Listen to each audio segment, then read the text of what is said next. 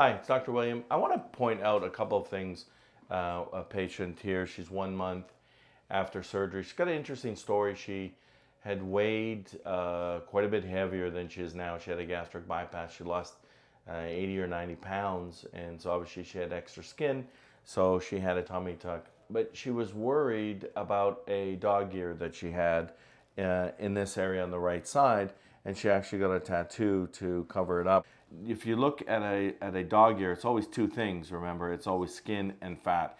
And so when patients come in, even if I did the tummy tuck or someone else did the tummy tuck, doesn't matter, what I'll say to them is, hey, just listen, let's go through and let's do the lipo first, and we'll get rid of the fat, and then we'll see if we need to do anything with the dog ear after that, after you've healed.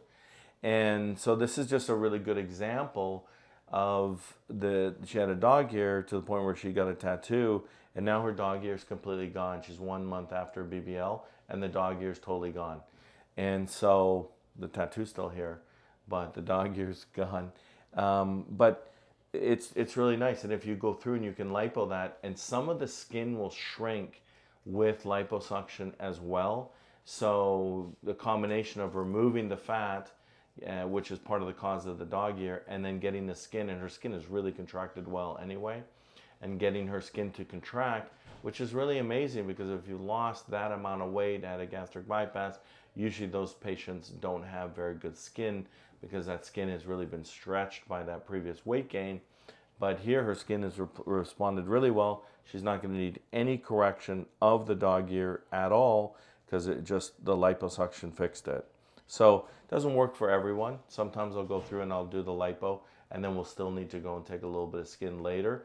But it's always worthwhile sitting on the dog ear. In my experience, most of the time, patients won't need any other surgery.